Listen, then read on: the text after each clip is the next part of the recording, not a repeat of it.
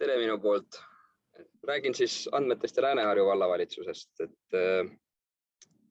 Enne kui nii-öelda asja juurde asunud, siis annan kiire ülevaate ka meie uuest vallast, et Lääne-Harju vald siis traditsioonide aastast 2017, et suhteliselt uus omavalitsus ja võrreldes eelkõnelejatega ikkagi hoopis teistsugune. Elanikke 12 800, pindala 646 ja meie sünd ei olnud ka kõige lihtsam, oli niisugune sundliitmise tulemus ja viimasel hetkel kohtuvaidluste lõpu tulemusena siis oleme me praegult selline omavalitsus. Eelnevad omavalitsused olid väga erinevad oma elatus- ja arengutasemelt, aga ühes uues potis on kõik uus Lääne-Harju vald. Ja kes ei tea, kus me asume, siis me asume siin Tallinna lähedal, 50 kilomeetrit lääne poole ja meie keskus on Paldiski. Ja põhjus, miks mina täna siin olen, on siis küsimus, et kuidas on olukord andmete kasutamisega Lääne-Harju vallas. Ma selle teema peale siis natukene süvenema hakkasin. Jõudsin järeldusele, et olukord on suhteliselt jama. Ise süvenema hakates vaatasin, et nõustusin natuke liiga vara selle asjaga ja jõudsin vahepeal ka juba kahetseda, et ma selle ettekande tegin, aga eriti veel, kui kuulata eeskõnelejad, mis tasemel need asjad toimuvad, siis meie oleme ikkagi selles mõttes suhteliselt lihtne maaomavalitsus. Keskus on 3800 inimest ja kui me liikuvusandmeid tahame, siis me saadame transpordispetsialisti, saadame koolibussiga ringi sõitma. Et meil käivad veel asjad selliselt. Aga miks on jama? Et kui ma ise selle asja peale mõtlema hakkasin, siis ma pidin kõigepealt aru saama, et mis need andmed ka lõpuks on siis, et jõudsin niisuguse hea meemini, mille ma siis kohandasin ka meie konteksti natukene, et kuidas mina siis aru saan, et mis need andmed üldse on, et me ju tegelikult igapäevaselt neid kasutame oma töös, kõiki neid registreid, Statistikaameti andmeid, kõiki neid, aga me ei teadvusta seda endale, et me nendega üldse töötame.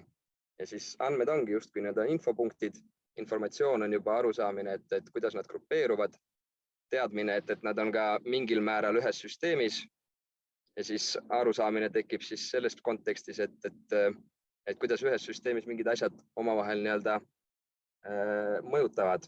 Et kui teadmine on see, et iga loll teab, et päike annab sooja, siis arusaamine on see, et miks siis päike sooja annab. Ja lõpuks siis selle tulemusena peaks tekkima ka mingi tarkus, kui need andmed ja informatsioon omavahel kokku viiakse.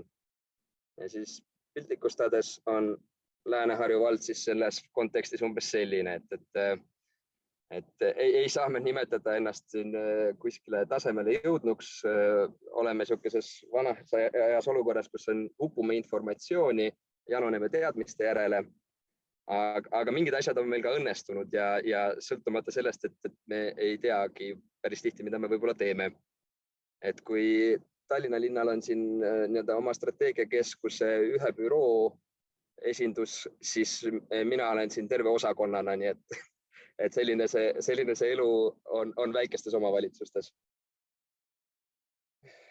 Ja selle Lääne-Harju konteksti, selle pildina siin näitlikustada kõige parem võib oleks see, et kui ma täna hommikul küsisin meie abivallavanemalt, lihtsalt läksin uurima ka erinevate andmete kasutamise kohta, et kuule, et kas me seda mobiilioperaatorite geopositsioneerimist kuidagi liikuvusandmetena meil sinna ligipääs on ja kas me seda kasutame.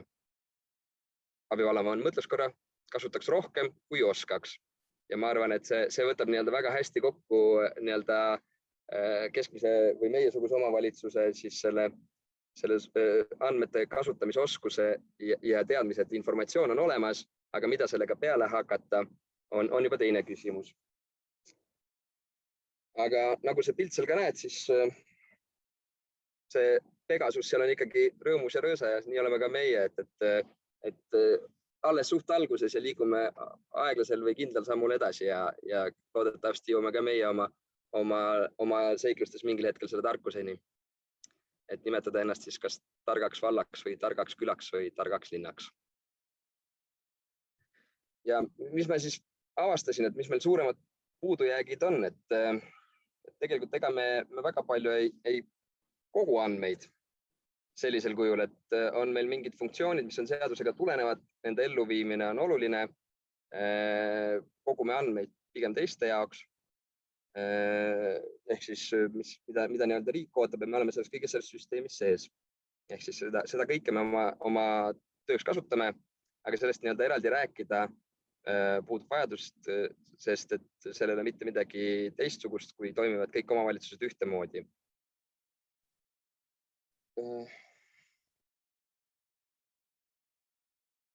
Digitaalsete lahenduste kasutuselevõtt, et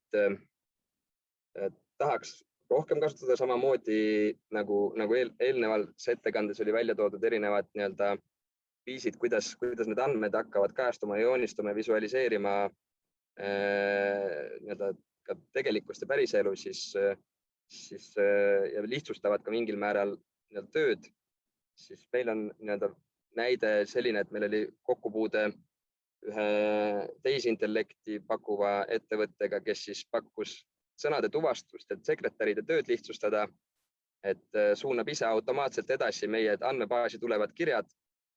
Aga see vajus kuidagi ära, et kord oli nii-öelda Vestman peal ja Piibeleht all ja siis oli Piibeleht peal ja Vestman all, et ei saanud me andmebaasidega seal omavahel kokkuleppele ja ühilduma neid ja siis kadus endal see pealehakkamine ja ametnikel oli ka, et päris töö on ka vaja samal ajal ära teha, et äkki kui õnnestub, siis õnnestub ja kui keegi ei pinguta, siis ei õnnestu.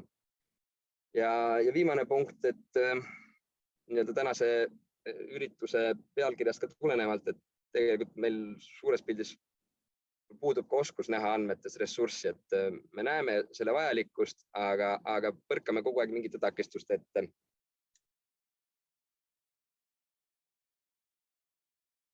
Ja siis mõtlesin, et kui ma räägin nii-öelda meie vallast andmekasutamistest ja andmete analüüsist, siis on mõned näited ka elust enesest, et pilt all on nii-öelda esinduslik ja tulevikku vaatav, et hashtag on meil juba Paldiski ette saanud, et loodame, et me jõuame ka rohkem nii-öelda infoühiskonda ja digilahendusteni. Aga esimene näide ongi ühistranspordikeskusega, et meil siin 1,5 aastat tagasi umbes tekkis mõte, et peaks ühistransporti ümber korraldama natukene selliselt, et vajaduspõhisemaks ja nii-öelda teenuselikumaks siis ütleme. Ja hakkasime siis ka mõtlema, et kõhutunne ütles, et turg on, vajadust on, et liikuvus on väga suur küsimus, maapiirkondades hajaasutuses veel eriti. Ja ühistranspordikeskusega siis tegeledes sellel teemal saime aru, et nemad koguvad andmeid enda olemasoleva olukorra jaoks, aga selleks, mida meil vaja näha on või mis aitaks meil nii-öelda annaks selle kindluse, et peale kõhutunde, et seda teenust ka vaja on, seda nad ei kogu, sest et see pole nende jaoks nii tähtis.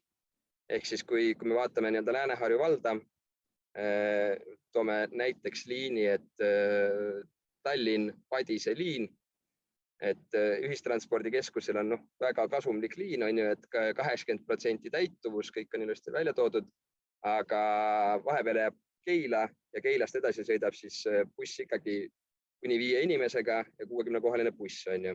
Meie mõte oli siis see, et sellises kontekstis 60-kohalise bussi ei peaks nagu sõidutama, vaid et võiks siis sõita selle 5 inimese pärast siis 8-kohaline buss või siis ka sõiduauto või roller, sõltuvalt siis palju neid inimesi on. Ja see nii-öelda selle andmete ja tasakaalupunkti leidmine on osutunud keeruliseks. Ja täna ma olen ka siin siis läbi erinevate osapoolte jõuti minuni ja üks projekt, mis meil on siis mikrovõrkude projekt, mis on siis TalTechi Targa linna tippkeskuse pilootfooru projekt. Ja selles raames siis uurime, kas mikrovõrkude toimivad ja kas nendes võiks olla kasulikkust ka siis ettevõtetele ja tööstusettevõtetele siis kokkuhoiu kontekstis, et täiesti iseseisvad elektrivõrgud. Ja üks nendest pilootaladest on siis Lääne-Harju vallas Paldiski või Pakri teadus- ja tööstuspargis. Ja me praegusel hetkel projekt on suhteliselt värskest algusstaadiumis, tegeleme siis ka andmete kogumise ja analüüsiga ja sattusime sellise olukorra otsa, kus meil oli me pidime ostma andmeid, et küsida andmeid. Ehk siis küsitlust läbi viies, et elektri tarbimise, elektrivõrkude kvaliteedi osas, elektrikvaliteedi osas üldiselt, kui me tahame saada piisavalt põhjalikke küsitluse vastuseid, siis on meil vaja piisavalt suur hulk andmeid välja saada ja pöördusime lõpuks krediidiinfo ettevõtete poole, kes siis edastasid meile kontaktandmed suure summa eest ja nüüd me siis saame küsida oma andmeid, et vaadata, kas sellele sellisele ise töötavale mikrovõrku pidavale alajaamale kunagi ka turgu on. Ja järgmine aspekt on siis, millest andmete kontekstis on see, et nagu ma enne ütlesin, et mina olen siin terve osakonnana, et siis lihtsustada iseenda tööd, siis me kaasame inimesi, kes siis ja ettevõtted, kes oskavad ja teavad, et tahavad ja energiajuhtimiskeskusega on meil selles mõttes huvitav koostöö ja hea koostöö, et nemad koguvad või jälgivad meie elektritarbimise andmeid ja vastavalt sellele siis muudavad meie pakette. Meie peab ise sellega tegelema, aga on ikkagi tarbimisandmete ülevaade. Meil maja sees selle kohta, mis selles mustas kastis toimub, on niisugune pigem vähem arusaamist, et mingid asjad on tehtud, me oleme rahul ja on väga hästi meil. Ja viimane siis see andmekaitse aspekt, et ma arvan, et see on teema, mis keskmisele omavalitsuse töötajale esimese asjana tuleb meelde, kui kasutada sõna andmed.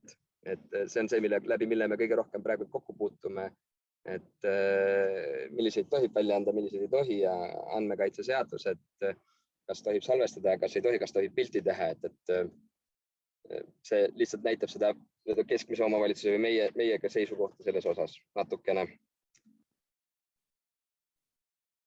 Aga kuidas edasi, et täna olen siin, et rääkida meie eeskujulikust tavalisest vallast, et kuidas on olukord lihtsates omavalitsustes, kus on andmete analüüs käib selliselt, et rahulolu uuringud on see, et palju Facebookis on mingile postitusele like tulnud, kui on palju, järelikult on teema kütkestav, kui ei ole, siis me teame, et sinna poole ei ole nii palju mõtet ka pingutada. Aga tulevikus me ikkagi tahaks liikuda sinna poole, et teha neid asju, millest praegu teadmistest ja oskustest ja inimestest puudu jääb. Ja lähiajal see mõtted on sellised, et tahaks niisugust ühte rakendust, kuhu siis koonduks võimalikult palju informatsiooni kokku ja mis oleks ka tarbijale või vallaelanikule kasulik, et see single window omavalitsuse rakendus, et läbi mille meie saaksime edastada siis eriti olulist informatsiooni inimestele ja läbi mille nemad saaksid omandada informatsiooni vallas toimuva ja vallas oleva kohta. Ja siis see, mida ma ka enne rääkisin, see nõudluspõhine ja mobility as a service ühistranspordisüsteem, et sellega me tegeleme siin vaikselt, esimene hurraa on mööda läinud, et võiks jõuda nagu reaalsete sammudeni ka mingil ajal, et sügisest loodetavasti saame juba mingid katsetused teha koolitranspordi osas. Ja selleks, et siis lõpuks saada targaks omavalitsuseks, siis tahaks olla ennem tark küla ka, et kõik tee, mis te seal Tallinnas teete, et skaleeriks need väiksemale tasemele ja võtaks meie oma külades ka väga hea meelega kasutusele. Ja kui oskate aidata, siis võtke ühendust. Ja siis minu andmed lõppu siia ja tänan teid kuulamast.